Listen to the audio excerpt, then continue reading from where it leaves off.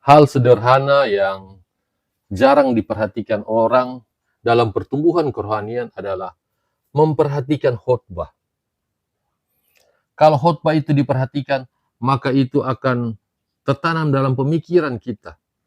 Kalau itu tertanam pemikiran kita, itu akan menjadi ingatan-ingatan kita. Dan itu boleh menjadi praktek hidup. Banyak orang sudah berada di tempat ibadah, tapi tidak memperhatikan khotbah. Sehingga ketika khotbah itu tidak diperhatikan, nasihat itu tidak diperhatikan, itu tidak menjadi ingatan bagi dia. Kebanyakan orang lupa. Kalau ditanya, apa yang dikhotbahkan tadi?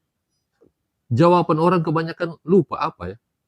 Demikian juga ditanya, apa yang dikhotbahkan kemarin?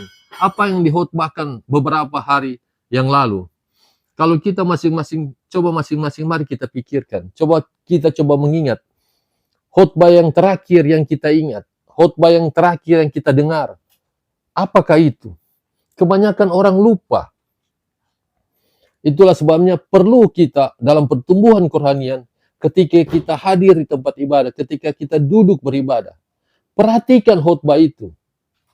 Supaya itu boleh menjadi pengertian bagi kita. Di Alkitab, Tuhan Yesus menyatakan bahwa barang siapa bertelinga, hendaklah ia mendengar. Kenapa Tuhan Yesus harus mengatakan demikian? Karena banyak orang hanya mendengar tapi tidak masuk di dalam pemahaman. Hanya mendengar istilahnya, hanya masuk telinga kanan tapi keluar di telinga kiri. Penting untuk kita praktekkan perkataan Tuhan Yesus adalah barang siapa bertelinga, hendaklah ia mendengar. Agar supaya ketika kita mendengar, usahakan kita mengerti itu. Dan usahakan itu menjadi pelajaran bagi kita. Kalau itu menjadi pelajaran bagi kita, itu akan membawa cepat dalam pertumbuhan kerohanian. Banyak orang lambat bertumbuh dalam kerohanian. Karena berada di tempat ibadah, tapi tidak memperhatikan. Apalagi tidak mengingat-ingat khotbah. Marilah kita belajar untuk selalu mengingat khotbah. Baik yang dikhotbahkan hari ini, kemarin, atau yang terakhir.